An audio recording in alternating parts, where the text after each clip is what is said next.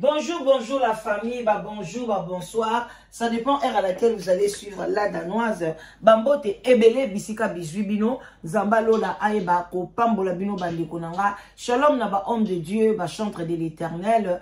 Boboto bondeko na bandeko na biso ya église catholique matondo na ba kibangiste. Pourquoi pas respect na ba chef coutumier na biso. Topesi ba salam alaikum na bandeko na biso ba musulman. Et puis, bazan na carême, bazan na ramadan, Nzambe a contribué na ba vie na bango a pambola bango. Vraiment, bandeko nanga l'eau c'est la vie, bozan na sous les baobas, na bon matin, na bon déjeuner de ce matin, moi kopo ti, moi kopo café, pourquoi pas, et ça la bien. Moi maï, pe, tokos na ndenga mukete, to baksa mo mukete, to mena vraiment vers mo bimba maï, et kozala toujours bien.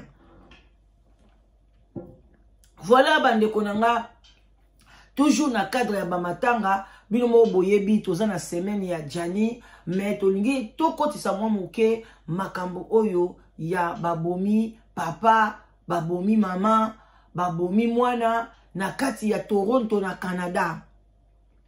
Bandeko nanga makambo ngo eza na dévolé ndenge katoyoka na ba réseaux sociaux tokoyoka ndeko mwasi moko boye nameka koluka ye ndenge nini ye apesi biso lisolo na ye ndenge ya lobeli yango et puis tokokende pe pa ndeko mobali ye pe alobeli yango tozala batu mibale balobeli biso lisolo oyo na kati ya ba réseaux sociaux tolanda yango bandeko likambo ya pasi tokolotia commentaire ndenge mama alobeli lisolo si vraiment réellement c'est comme ça et puis ndenge pe papa abeti sete na lisolo wana bandeko nanga tokoti sa vie de prière na kati ya ndaku to la kisabana ki koboma eza mabe to contrôlera bana na biso ba chambre na bango quel que soit âge soki bazana na kati ya ndaku place yozo bokola fuko yeba mwana bimai na erni na zonga ki na erni même si akomi na 30 ans soka zaka pa ba parents oza toujours une autorité sérieux yebisa soko monike o komi adulte ke bima zwa ndaku na yo parce que soki bana o ba bimaki bazalaki mutu na ndaku na ye makambo oyo elingaki kokoma te bandeko nanga c'est pas pour rien Nzambe alobaki soki mutakoli alobi que tu quitteras la maison de ton père et de ta mère tu vas t'attacher à une femme ou bien ko s'attacher na mutu bokene ko former famille na bino parce que Nzambe ayebaki soto komi ba adulte toza na même femme même maison incompréhension et yaka makasi ba adulte to koma na ba incompréhension yango Nzambe alingaki te ke yaya na leki ba se comprendre te vaut mieux que ne même incompréhension no et pas ya mwasi na yo ou bien même ou pas ya mobali na yo famille etikala toujours sacré.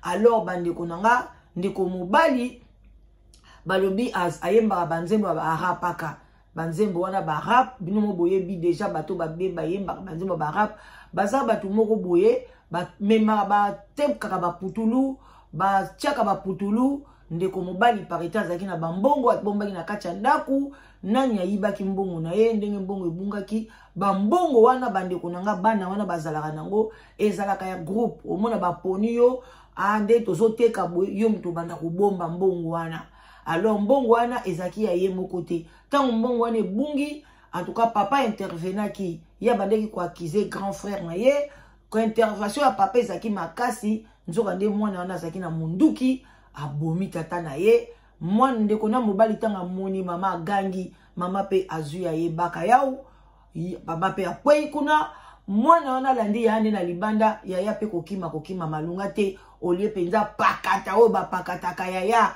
ya zoke ni ko bomba maloko nzinga boye na sima mpoitir so pe ndenge nini ya munduki basala nango jeté tango moni déjà ebeti boye pamba soko kota tana kacha frigo kota ya bombana malili ekangi yo meobombani kaka ndeko nanga yepe baka yao basili kukufa tala tragédie ya famille en tout cas bandeko eza pasi na mawa yango to yeba ko insister bana na biso batanga bazwa venir ya malamu parce que bana bakotaka na banzela wana soki azomona vie na ye eza mami na kati ya poto tolanda na bokebi nyonso esalaka bien.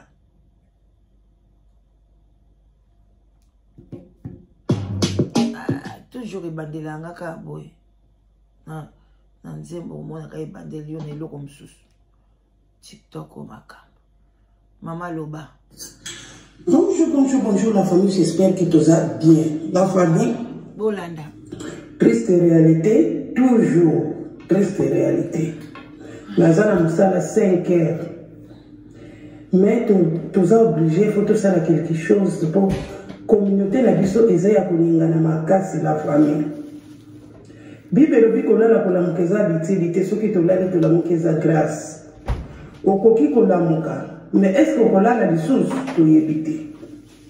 Bande konanga, j'espère que vous avez un jeune garçon moko ya kitoko simananga. Jeune garçon wana aza congolais, mwana mboka. Botanga kombo na ye wana, kombo na ye eza Benedicte Johnson Kongolo. Bomoni na tikela kibino kombo na ye botanga. Ye garçon. Bana oyo baza na Canada. Baza na papa, baza na maman, do baza famille. Il paraît bana oyo bakota baza ba rappeur. Barapaka bayemba ka muziki ya barapper ba Jaspile wana. Jaspile. Menesi ya koyemba muziki bana nzoka bazana ba chose cachette na kati ya muziki na bango. Eza lokola ngai naza na boutique na ngai bato bamoni nga ke natekaka pondu natekaka Thomson me na nsima Thomson nateka mpe ba Carolite. O bapekisaka nateka mpe babiloko ya hydroquinone donc ndenge bano mpe baza bano baza barapper me na se ya kirapper my god me na se ya kirapper bano oyo batekaka poudre batekaka poussière bateka biloko ya solo biloko ezobebisa bato eye kosala ndenge nini bamama bapapa bakongole mpo video naosala ngo na lingala nazana musala na nga na boyi na ngai bomo na ngai ya miso na nga nalatili mpenza video oyo drapeau tricot ya Congo mpo bomo na nga bien nalati yango mpo naosala makambo oyo ekoyi na communauté congolais kongolo wana bakozala famille moko baza bandeko na nga bakasaye on ne sait jamais mpo bandoyi mpe bakoma mais na logique bakozala bakasaye bandeko nanga bana oyo barapper menase nango batekaka poudre bayaki kose retrouve na 200 000 na ndako bandako ebeleza na mbongo 200 000 na kati ya ndako eyaki kosala soki papa adeplasaki mbongwe soki nani adeplasaki mbongwe toyebi te bana babandi koswana bango mibale oyo basalaka miziki babandi koswana ntango babandi koswana eye kosalaki oyo nayebi te soki ye moto aza mokolo soki ye leki ye Benedicte oyo ndeko ne mosusu wana azalaki na munduki azwi munduki asali papa ya kubeta masasi abeti papa abomi papa ntango abomi papa aye koboma mpe na ndeko mosusu mbila kweyaka te mbila kweyi mama azalaki na ndako ntango mama azobima boye asala défense eye kosala ke mama aye kokweya aye kosala soki crise mama na miniti oyo aza na hôpital papa aza na morgue mwana mosusu toyebi te Benedicte mokolo to oyo wana moto abeteki masasi mokolo toyebi te mwana moko aza na morgue bango oyo baza na ekiri na bango ya banutiak moko mpe aza na morgue mosusu akimaki mosusu bakangi ye bamama nayokaka pasi soki namoni mama oyo aboti bana na ye to papa tosuka wana mpona ndeko mama parce que eza ntongo na okende kala te mpona tika na libere cuisine bandeko na nga bino moko boyoki oyo version ya mama tokende na version ya papa tolanda yango na bokebi nyonso mwana mwasi mwana oyo pa akimaki libanda ye mpe babetaki ye masasi donc bana bazoswana na kati ya ndako echauffe likambo na mbongo bandeko na nga amwana mobali wana moni mwaye te abimisi masasi mama kose défendre te mpona moto aza na masasi bamama boyoki ayokaka ngai Benedicte ayokaka nga tika nga nakita ta azobeta masasi yaya nga nakita te vie eza kitoko, vie eza cher. Sikoyo, yo kokende koke mutu aza na masasi, aza na kanda, alati colère. Maman, toi bako éduquer bana na biso na bas âge. Soki basi batengami. Eko moni na munduki yaya. Ko ya pembeni na yete. Ndeko papa omoni kima. Ndeko mama kima. Tokoma pe kotambola kana ba telefone na biso na maboko. Kende benga police na musika kuna. Benga police. Lobake na ndaku na nge yindi. Me bino ba kongole bobangaka. Okuti mwana na misala mabe. Azoteka ba putulu. Azana munduki. Olingi kofunda ete. Nazobanga. Bako kanga mwana ngai. Ako kende prison. Me yaya mwana za assassin. Mwana za sou camarade na ote. Mwana soka komi assassin. Mwana soka komi na munduki. Aze sou camarade na ote. Aze sou mwana note. Et puis ce mwana sa komi adulte. Aza mwana na ome. Yeba ki aza adulte. Aza akomi na ba droit na ye. Akomi na vie na ye. Keba. Soko réussi qu'orienter yete asa tengami. Yaya prier. Azwa ta conscience dans l'église. Toi sous na chambre sous te. Azwa sous conscience wap. Pour asa koli akomi adulte. Mais yoko kende kuna te yaya. Okozwa masasi kalikile serré. Toyoka version ya papa. Pour papa ba pe sa version bien. Papa ya biso ba maman. Ebungi. Papa on a monaki wa. Papa oyo. Toyoka version oyo. Johnson, le jeune homme que vous voyez là, vient de commettre un meurtre. La communauté congolaise est décimée à la minute où je vous parle. Qu'est-ce qui s'est passé? Il y a eu une discussion dans la maison entre Johnson et son grand frère relativement à la musique, parce que le petit Johnson est un rappeur, il fait la musique urbaine.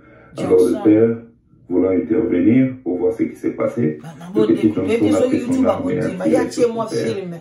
La maman était au-dessus, en descendant pour voir ce qui s'est passé. Le petit l'a tiré dessus aussi. Entre-temps, le grand frère Denzel le petit Johnson n'était pas satisfait. Il a poursuivi son grand frère jusqu'à l'extérieur et a fini par l'abattre sur la route. La police a été appelée. Ils ont fait la chasse à l'homme. Le petit a même blessé 2 policiers avant d'être maîtrisé par la police. Donc, pour l'instant, le vieux est décédé à l'hôpital. Et chose grave, le vieux devrait prendre son vol pour Kinshasa aujourd'hui, dans la soirée. Donc, ce drame s'est passé vers 13 h. La maman est blessée, elle est à l'hôpital, et le grand frère était mort sur place. C'est vraiment triste ce qui se passe dans notre communauté. Déjà, dans un laps de temps, on vient de perdre autant de gens. En tant que parents, faites très attention à ce que azola kisaba image kuna ezana sim tala bana ngo bangwana moko akoy moko abomi muninga mususu azaya kokufa bango bana mibale. C'est un peu difficile ici en Occident, oui, on le sait, mais faisons de notre mieux. Je ne condamne pas le parent. Non, on ne condamne pas. Aujourd'hui, nous avons beaucoup d'enfants congolais qui ont des armes à la maison et je ne sais pas où est-ce que nous allons. C'est vraiment triste. Mes condoléances à toute cette famille, voilà. À toute la communauté congolaise de Toronto et en général. Voilà. Oh, papa na biso ye penza na Toronto sur place. Eza le quoi maman bisoté o ya utubeta lisolo. Donc maman azaki na likolo net banda kuna psa likolo boye na yoki ta. Tata nzambi est-ce que na kokita ngala danoise. Nazo tozwa kama yele. Na yebi ke koma anda kuna ngate jamais. Jamais de jamais. Quand je dis jamais, parce que je sais, Dieu est là. Mais, nayoki ta! Bandeko. Nazala ba moi na chambre nanga. Mube kota na mulu kuna ngala obimate. Et puis na mbala moko na chambre nanga na obenga police. Na kokanga chambre pena donc na kangi soki clé na kangi soki pe na poussa ta armoire munene na poussi donc na bengi police na bezo yinda kuna na oki na se na ngai na ndako ba obeta masasi yaya ko bimate yo ko intervenir na mto obeta masasi oko kango te bandeko nanga oko ko intervenir na mto obeta masasi te yaya ko bimana yo tende ko mobali ndeko mwasi bombana pono sauver otikala na bano babote bango 6. Donc ma papa kufi ma yaya wana kufi obanda swana na e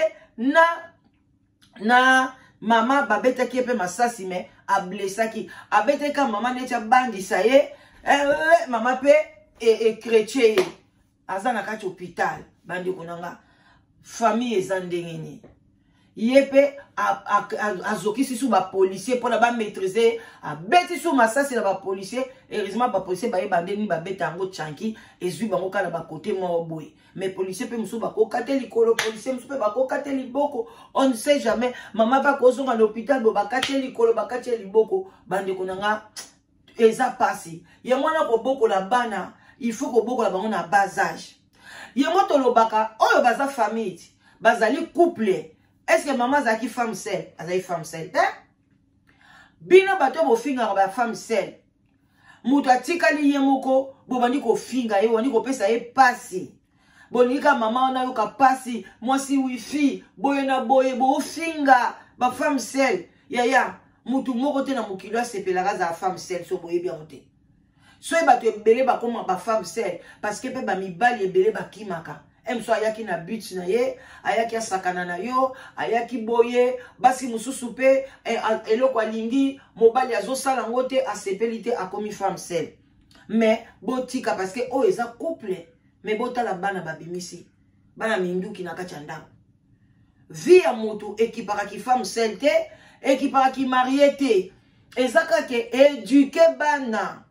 Soko ko éduquer bango te, il y a des places. Mais makabana komisa bana na activité bazoki na activité la kisa mwana nzela ya bien parce que banzela wana ya koteka ba putulu ya kosala boy bazaka toujours na ba minduki pa bazaka na ba escroquerie ba escroquaka batu entre bango na bango ba escroquaka fozala ya na epe azalaki na kacha masolo na ye a escroquer leki 200,000 eza awate. Allez, l'air n'est qu'à bimisi munduki et salaki makaka diaka. En tout cas, ndekonanga même na au place signon sozali. Okika masasi ndu ya mi bomba na. Okoke atabza mwana na mobali na yo kokende ko bima na yo te. Okokoka ko se défendre na mtana munduki te yaya. Okokoka te parce que wana a comme un état d'esprit mususu. Yebaka na wana za su mwana note. Na wana makambu mususu kotie na kati ya nzoto yaya. Keba tala ndeko mama na biso tozo tie na maboko ya Nzambe ke abima pona ko boko la baleki o batikali mais awozala ndenge ni. Soki mama na biso lelo asekaka ba femme seule. To supposer lelo siko kokusuka wapi. Yango bino bato boza marié oyebi lobi na yote. Botika ko seka basi o babala te. Botika koseka ba famille oyo tamusu ba boti pete. Muto pa boti na ete tamusu azana emie ke o boti bana boye babandi ko ba bomi yo lisusu. Et puis papa na bango asakanga ki valise le lendemain na ngwa kitaki kisasa. Ake mo lisusu te parce que nini makaka diaka ekoti na kati ya ndako. Vraiment bande konanga na suki wana pona lelo. To na musa conscience to sunga bana na biso tango bazamike. Soko moni ozana millier moko ya bien te. Onda kwa social. Bande ko malamu kene na ndako privé. Ozana tina ozana ba mbongo ebele na mukilio te. Mais ozana tina oboko la bana, otika bana ya malamu éducation malamu. Okotisi bana na école moko bozomo ya examen B. Yaya, soko ozana moyen longola bango tia bango ta na école privée. Ou bien longola na quartier wana kende ko futela na quartier ya bien. Il y a toujours des quartiers de bien pour nous kolisa bana na yo. Kokanga maka wana te na ndako wana social. Non. Banda kwa social e bele basangisaka bato ba voyou na ba voyou. Yo bando kanga maka na Saint-Denis wana te. Ya bima keno vana na Nancy. Keno vana na ba quartier mususu kuna. Ya bien. Futela ndako. Ça l'effort. Ceux qui posent une ndako ko futela. Ya et que eza cher l'état zazobate a edaka toujours a couper sur moi subvention moko muke pour nous foutre ndako na yo ako tiko bongo tende konanga pourquoi zotika na ndako mabe bino bakozana na bana bazamike baza facile ya ko influencer bango longwa yaya kene na quartier ya bien tangisa bana na yo bango nda venir ya lobby banda ko boso mana kishasa eza venir à lobby te hein.